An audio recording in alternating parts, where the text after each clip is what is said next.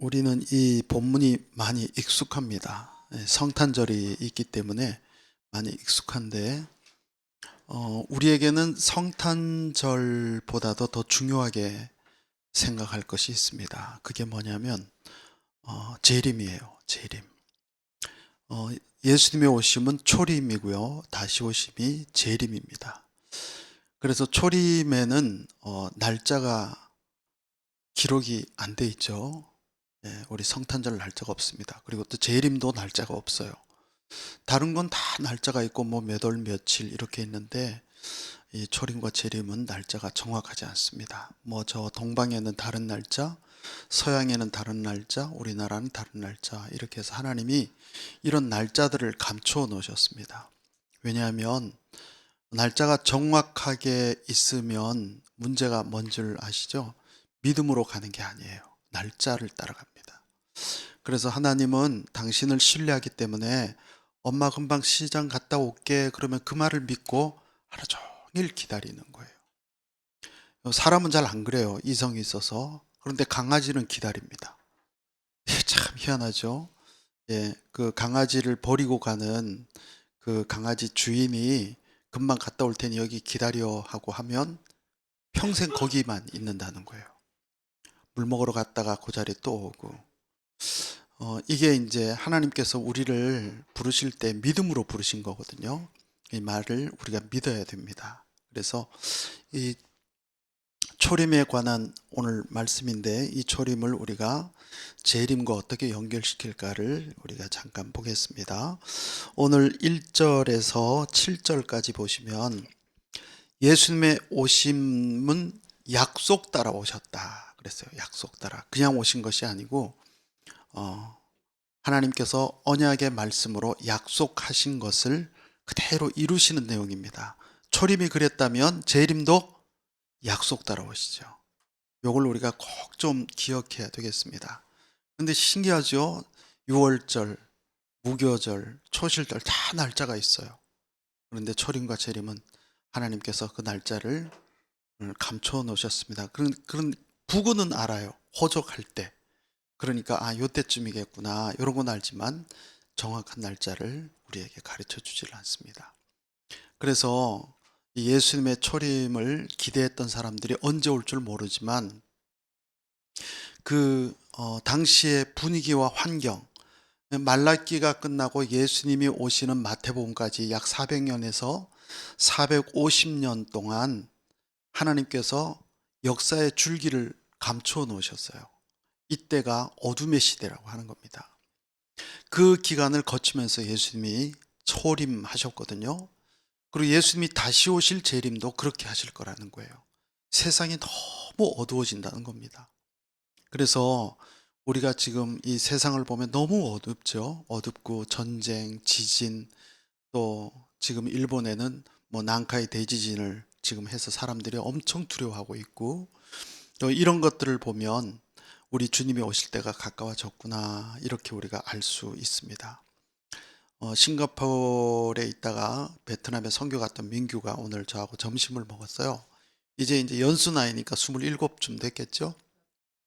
그래서 민규야 너는 요즘 생각이 좀 어떠니? 그러니까 예수님이 금방 오실 것 같아요. 여러분 20대 이런 말 하는 거 쉽지 않거든요. 왜 그렇게 생각해? 그러니까 그냥 세상을 보면 그런 것 같다는 거예요. 미국 상황, 우크라이나, 러시아 상황, 이스라엘 상황, 우리 한국 상황, 이런 상황들을 이렇게 보니까 옛날에 이렇게 초림하시더니 재림도 이렇게 오시는구나 이런 얘기를 하는 거예요. 그러면 우리의 믿음 자세가 어떨까요? 항상 기도하고 깨어 있겠죠. 오늘 우리 3절 부른 것처럼 항상 기도하고 깨어 있을 거예요. 직장도 가요. 아이들도 키워요.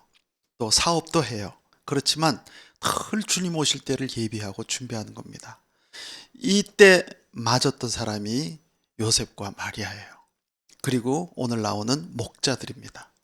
목자들이 밖에서 그냥 양을 치고 있었던 것이 아니라 그들은 우리 하나님께서 약속하신 말씀대로 메시아를 보내시겠다고 했는데 늘 기다리고 있었던 그들이에요. 그래서 우리는 이제 초림은 지났잖아요. 예수님을 영접하는 사람은 초림이겠죠. 예수님을 처음 영접하시는 분들은 초림이지만 우리가 초림은 지났고 우리는 이제 재림을 기다려야 되는데 우리는 어떻게 다시 오실 주님을 기다릴 것인가 하는 게 우리의 과제입니다. 그래서 기다리지 않는 사람은 예수님이 다시 오셔도 만날 수가 없어요. 그래서 요한계시록에는 첫 번째 나팔과 일곱 번째 나팔이 있습니다. 1, 2, 3, 4, 5, 6, 7인데 이 1번, 2번, 3번, 4번, 5번, 6번, 7번 나팔까지 계속 천사들이 나팔을 불어서 경고합니다. 그리고 마지막 일곱 부부가 같이 잠을 자는데 한 사람은 그냥 침대에 남아있고 한 사람은 올라가고 이런 일이 일어난다는 거예요. 그래서 우리가 이 땅에서 자식들을 키우고 또 생업하고 생활하고 사업하지만 늘 깨어 기도하며 다시 오실 주님을 기다리는 우리 모두가 됩시다. 8절에서 14절에 보시면 목자들에게 나타나서 예수 그리스도의 나심을 천사들이 알립니다. 목자들은 밤에 자기 양떼를 지키고 있다가 주의 사자가 곁에 서고 주의 영광이 목자들에게 비춥니다. 여기는 그런 내용들이 요셉도 마리아도 그런 내용들이 안 나와요. 메시아를 기다렸다 그게 아니라 항상 기도하며 깨어 있으며 하나님과 동행하는 겁니다. 사가랴도 그랬어요. 엘리사벳도 그랬고. 그리고 우리가 이 땅에서 살 때 이 목자들처럼 마리아처럼 요셉처럼 사가랴처럼 엘리사벳처럼 우리가 늘 기다리는 삶을 살아야 돼요. 그래서 항상 기도하고 깨어있지 않으면 어둠이 금방 우리를 채워갑니다. 금방 직장에 몰두하게 만들고 가정에 몰두하게 만들고 사업에 몰두하게 만들고 그리고 신랑 되신 주님을 잊어버리게 하는 거예요. 잊어버리면 교회는 나오니까 직분도 받고 교회 생활이 익숙하니까 그때부터는 종교 생활이 시작이 됩니다. 이건 우리가 사람으로는 알 수가 없어요. 그래서 제가 자꾸 저녁 기도회 때 여러분 기도하고 가지 마시고 뭐하고 가라? 주님과 참하시고 가라. 그래서 뒤에다 보리차 끓여놨어요. 참하시고 가라. 대화하고 가라. 주님과 친해져야 된다. 그래야 그분을 기다리죠. 종교적인 행위는 주님을 기다리지를 못해요. 자기 만족입니다. 이런 것들을 우리에게 가르쳐 주시는 거예요. 그러니까 목자가 밖에서 양을 치며 밤새 바깥에 있었지만 늘 깨어 기도하고 사모했던 사람들입니다. 이렇게 목자처럼 주님을 기다리는, 주님과 교제하는 이런 교회가 되어지기를 바랍니다. 우리 한 번 더 읽어볼까요? 14절 시작. 지극히 높은 곳에서는 하나님께 영광이요 땅에서는 하나님이 기뻐하신 사람들 중에 평화로다. 아멘. 어떤 사람이 메시아를 기다렸습니까? 하나님이 기뻐하신 사람들이. 그러니까 우리 김동욱 집사님 보니까 늘 나를 사모하고 있구나. 이런 사람들만 하나님께서 이 눈을 열어주시는 거예요. 그래서 우리가 열심히 직장 가고 사업하고 생활하고 하지만 우리의 남편은 주님이에요. 우리의 신랑은 예수님이시거든요. 제가 이제 부부 사이에 문제가 생기면 자꾸 뭐라고 하는 줄 아세요? 몰라요? 아내 보고는 남편은 하숙생이다. 하숙생. 아니, 문제 생기면 그래요. 안 생기면 그렇게 얘기 안 하고, 그 다음에 남편이 이제 아내한테 문제가 생기면 아내는 하숙생이다.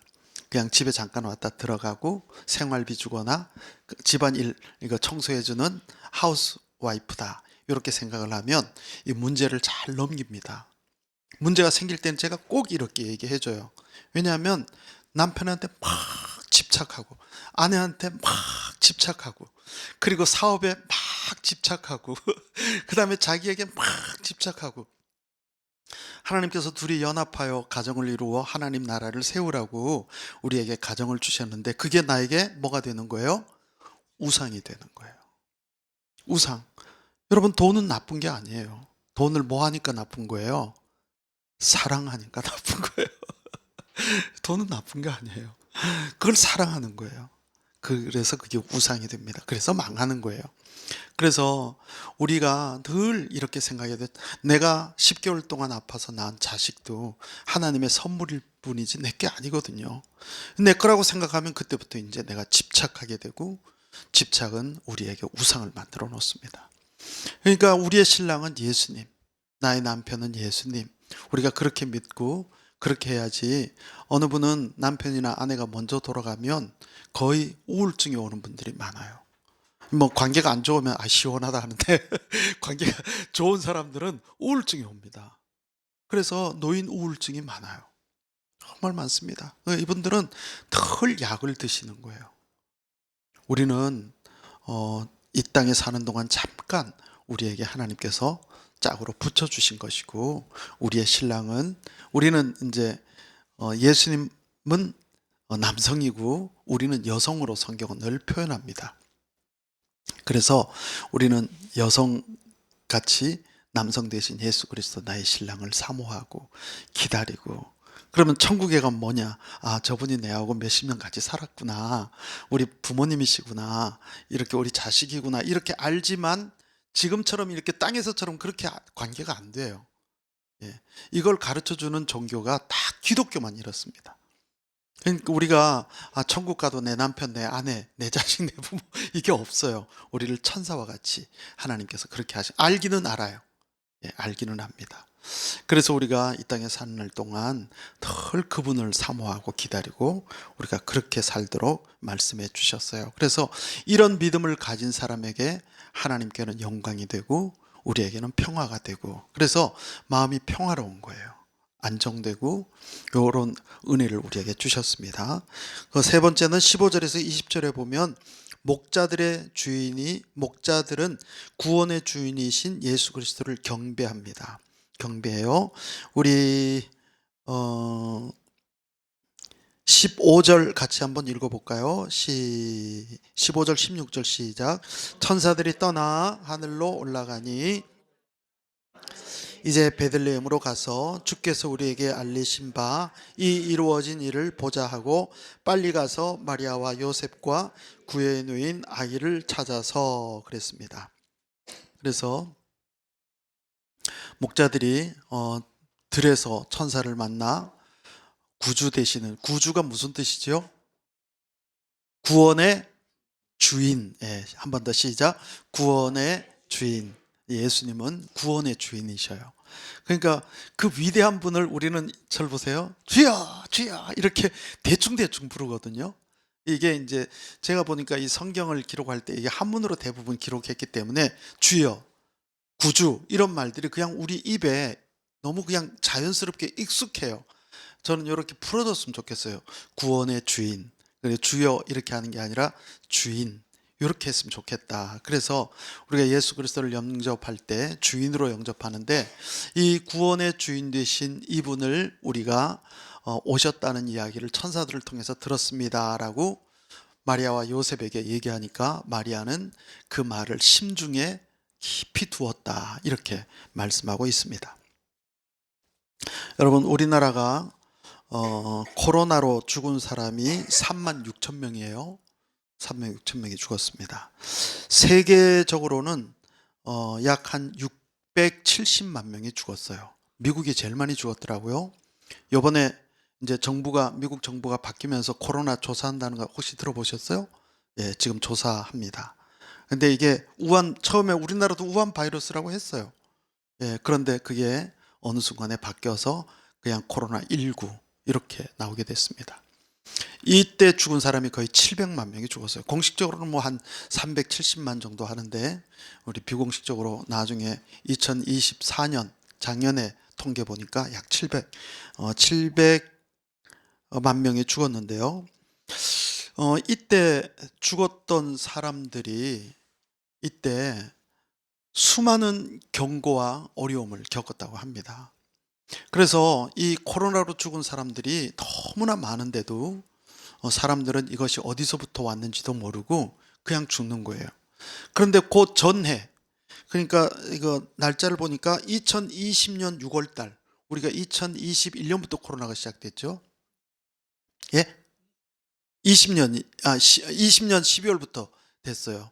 그래서 20년 6월 6개월 전에 네덜란드면 지금 화란입니다. 네덜란드에서 무슨 일이 있었냐면 이게 WCC가 모임이 있었어요. WCC. 거기에 기독교, 천주교, 불교, 무속인 이 네 종류가 만난 거예요. 그래서 이걸 알던 기독교인들이 굉장히 하나님 앞에 부르짖었습니다. 이걸 뭐라 그러죠? 종교 통합이라고 하는 거예요. 종교 통합. 이러면서 그 해에 코로나가 터진 거예요.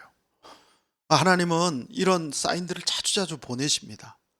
지금 이 전쟁 사건, 미국의 사건, 지금 우리나라 사건 이런 것들이 그냥 일어나는 것들이 아니고 이 교회를 통해서 다 이렇게, 왜냐하면 우리가 하나님이 세계를 통치하신다는 걸 우리가 믿으면 이게 우연이라는 건 기독교에는 없어요. 하나님이 다 알고 계시고 이걸 통치하시고 다스리시는 거예요. 그래서 이 일로 인해서 그 당시에 저희가 이 소식을 듣고 어떤 일이 일어나겠다 했는데 그게 이제 코로나로 터지는 겁니다. 그러니까 이스라엘 백성들이 가나안 땅을 공격해 갈 때 이 아간의 한 사람의 죄로 그 이스라엘 전체가 실패를 당하는 겁니다. 그래서 이게 얼마나 큰 일인가. 교회 안에도 마찬가지예요. 교회 안에도 그렇고 가정 안에도 그렇고, 연좌제는 아니에요. 연좌는 책임을 물어서 그러는데 공동체 안의 범죄들, 이런 범죄들이 엄청난 큰 죄악이 된다. 자, 그래서 우리가 예수님이 다시 오실 때가 되면 이런 일들이 아주 너무 자세하게 많이 주변에서 일어나는데, 국가의 문제나 세계적인 문제나 이런 것들을 볼 때 우리 교회가 얼마나 더 거룩해져야 될까. 하나님의 모든 관심이 복음을 땅끝까지 전하는 거지만 그 땅끝까지 전하기 전에 우리의 태도를 하나님이 보고 싶어 하시는 거예요. 그게 거룩이에요. 그래서 내가 거룩하니 너희도 거룩하라고 하시는 거예요. 거룩이 뭐냐요? 이거 쉽게 생각하셔야 합니다. 거룩은 예수님을 닮아가는 것. 이렇게 생각하시면 돼요. 내가 그리스도를 본받는 것 같이 너희는 나를 본받으라. 이게 거룩이에요. 요 사람들만 들림을 받는 거예요. 요 사람들만 그 신랑 되신 예수님과 공중 만찬을 합니다. 우리 성경 하나 찾아보겠습니다. 마태복음 24장 29절 31절. 그달 환란 후에 즉시 해가 어두워지며 달이 빛을 내지 아니하며 별들이 하늘에서 떨어지며 하늘의 권능들이 흔들리리라. 그때 인자의 징조가 하늘에서 보이겠고 그때 땅의 모든 족속들이 통곡하며 그들이 인자가 구름을 타고 능력과 큰 영광으로 오는 것을 보리라. 그가 큰 나팔 소리와 함께 천사들을 보내리니 그들이 그의 택하신 자들을 하늘 이 끝에서 저 끝까지 사방에서 모으리라. 아멘. 천사들이 뭘 분다 그러죠? 나팔 분다. 이게 이제 요한계시록 8장, 9장, 11장에 보면 첫째 나팔에서 일곱째 나팔까지 있게 됩니다. 그래서 이 마지막 때 우리는 초림 예수님은 지났어요. 역사적으로는 2000년이 지났고 또 역사와 상관없이 우리 마음에는 처음 믿는 사람은 초림입니다. 그 다음에는 초림을 경험한 사람들은 그 다음에는 재림을 준비하라 말씀하는 거예요. 그래서 예수님께서는 이 나팔에 관한 말씀을 하셨는데 우리 하나 더 찾아볼게요. 데살로니가 전서 4장 13절에서 17절. 형제들아, 자는 자들에 관하여는 너희가 알지 못함을 우리가 원하지 않으니 이는 소망 없는 다른 이와 같이 슬퍼하지 않게 하려 함이라. 우리가 예수께서 죽으셨다가 다시 살아나심을 믿을진대 이와 같이 예수 안에서 자는 자들도 함께 데리고 오시리라. 우리가 주의 말씀으로 너희에게 이것을 말하노니 주께서 강림하실 때까지 우리 살아남은 자도 너보다 결코 앞서지 못하리라.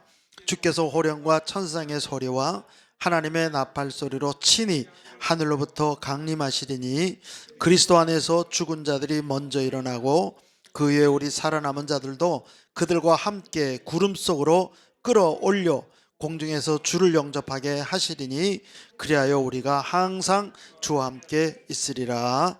그러므로 이러한 말로 서로 위로하라. 아멘. 믿으세요? 예.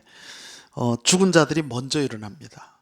일어날 때는 흩어졌던 모든 육체들이 다시 모여요. 모이는데 형체가 바뀌죠. 천사처럼. 예, 우리 예수님이 부활하셔서 그랬죠.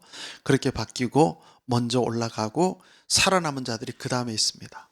이 살아남은 자들은 아까 말씀드린 것처럼 주님 오실 때를 초림을 기다렸던 마리아나 요셉이나 사가랴나 엘리사벳처럼 이렇게 준비한 자들이 주님의 공중 재림에 우리가 동참하게 됩니다. 이게 하나님의, 절 보세요. 하나님의 모든 관심이 초림과 재림에 있어요. 성경 전부가 그거예요.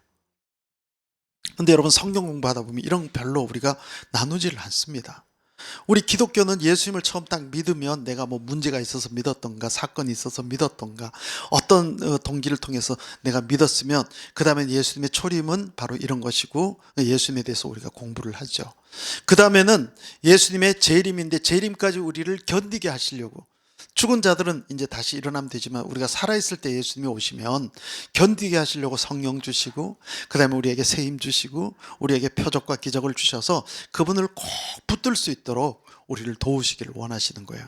그러니까 이 재림에 관한 깊은 마음이 있어야 되는데, 저는 어릴 때 어머니가 신앙생활 하는데 뭐 나팔 불 때 이런 것만 불러요. 저 어릴 때 그 기억이 커요. 그러니까 그때 선교사님들이, 그때는 목사님이 없어서 선교사님들이 시골에 오셔서 말씀을 전해주시고, 이런 벽에다가 이런 종이를 붙여서 뭘 막 끓이면 반짝반짝반짝반짝 해요. 제가 어릴 때 그게 신기해가지고 이렇게 뒤에서 보던 기억이 있습니다. 늘 그게 뭐냐면, 그 선교사님들이, 그러니까 지금 보니까 야광이야, 야광. 그걸 붙여가면서 예수님 오시는 그런 것만 하는 거예요. 그걸 기다리라는 거. 그래서 전 제 어릴 때 예수님이 오시는 줄 알았어요. 지금도 안 오셨어요. 그러니까 때와 시기는 우리가 알 수 없게 하시는 거예요. 그러기가 벌써 2000년이 지났습니다. 그런데 언제 왜 이렇게 늦게 오실까? 고난받는 분들은 빨리 오셨으면 하잖아요. 우리에게 더 많은 사람을 하나님이 구원하시려고 그러는 거예요. 그래서 어제 세례요한처럼 우리가 이 구원의 길에 앞장서는 가이드가 되어야 된다. 그러니까 우리 교회의 모든 초점이 구원에 맞춰져야 되고요. 이 구원에 맞춰진 사람들은 이 재림을 많이 기대합니다. 그래서 그리스도인들이 마지막 주님 앞에 갈 때 환난이 온다고 그랬잖아요. 환난. 이 환난은 내가 죄로 인한 환난이 아니라 마지막 알곡과 쭉정이를 갈라내는 환난이 와요. 네, 알곡과 쭉정이. 그래서 믿음이 연약하면 이걸 못 견딥니다. 마지막 우리 요한계시록 11장 한번 보겠습니다. 우리 15절 시작. 일곱째 천사가 나팔을 불매 하늘에 큰 음성이 나서 이르되 세상 나라가 우리 주와 그의 그리스도의 나라가 되어 그가 세세토록 왕노릇 하시리로다 하니. 아멘. 여러분, 이 막스주의, 공산체계, 그 다음에 세상 나라, 이런 나라들은 미래가 없어요. 미래는 사실 있어요. 마귀가 알아요, 이걸. 그런데 미래가 없다고 우리에게 각인을 시키는 거예요. 죽으면 끝이다, 이렇게 각인을 시키는 거예요. 그래서 이 땅에 있는 날 동안 잘 먹고 잘 살고 권세 누리고 힘쓰고 이렇게 하는 겁니다. 그런데 오늘 여기 보시면 일곱째 천사가 나팔을 분다. 그래서 이게 마지막 나팔이거든요. 이 나팔 때가 이제 주님이 재림할 때예요. 그래서 공중 재림하시고 천년 왕국이 이루어집니다. 우리가 이런 믿음으로 믿음 생활해야, 절 보세요. 우리가 세상에서 일어나는 사건들에 대해서 두려워하지 않아요. 아, 하나님이 이렇게 움직여 가시구나. 아, 우리나라 문제 하나님이 지금 이렇게 하시는구나. 세계 문제 하나님이 이렇게 하시는구나. 아, 저쪽에서 지진 나고 전쟁 나고, 아, 이렇게 하시는구나. 이게 하나님의 통치예요, 통치. 그리고 주님이 오실 때가 되면 세상에 엄청, 초림 때 그렇게 했어요, 400년 동안. 근데 재림은 똑같이 그렇게 하십니다. 그리고 주님이 초림도 날짜가 없고요, 재림도 날짜가 없어요. 징조만 알아요. 그래서 목자들처럼 늘 그렇게 열심히 직장 생활하면서도 늘 기다리는 겁니다. 언제 메시아가 올까? 이제는 오셨잖아요. 그 다음에는 언제 주님이 다시 오실까? 한번 따라합시다. 주님은 나의 신랑입니다. 아멘. 예, 제가 춘향이와 변사또 얘기 늘 하잖아요. 그 변사또가 감옥에 있으면서 누구만 기다려요? 이도령만 변사또가 춘향이는 이도령만 기다리는 거예요. 변사또가 아무리 그렇게 해도 거기에 넘어가질 않습니다. 왜 그렇게 됐을까요? 둘이 사랑하니까 그러는 거예요. 그래서 우리가 주님을 사랑해야 돼요. 그래야 이 어둠 세상에 우리가 목자들처럼 기다릴 수가 있습니다. 오늘 또 승리하는 저와 여러분이 됩시다. 기도하겠습니다. 하나님 아버지 감사합니다. 주님 오실 때가 다 된 이 땅에 우리를 이렇게 살게 하시고 이 세상을 보며 다시 오실 주님을 기다리는 재림 예수님을 사모하는 저희들 모두가 되기를 원합니다. 항상 기도하며 깨어있는 우리 열방교회가 되어서 이 세상에 속지 않고 어둠에게 속지 않고 우리 예수 그리스도 나의 신랑 되신 주님을 사모하며 기다리는 저희들 모두가 되도록 도와주시옵소서. 하나님 아버지, 오늘 또 기도할 때 기도하고 돌아가지 않고 주님과 차 마시고 대화하고 친해지고 사랑하는 저희들이 되도록 깊은 기도가 되게 해주시고 성령께서 기도를 인도해 주시옵소서. 예수님의 이름으로 기도드립니다. 아멘.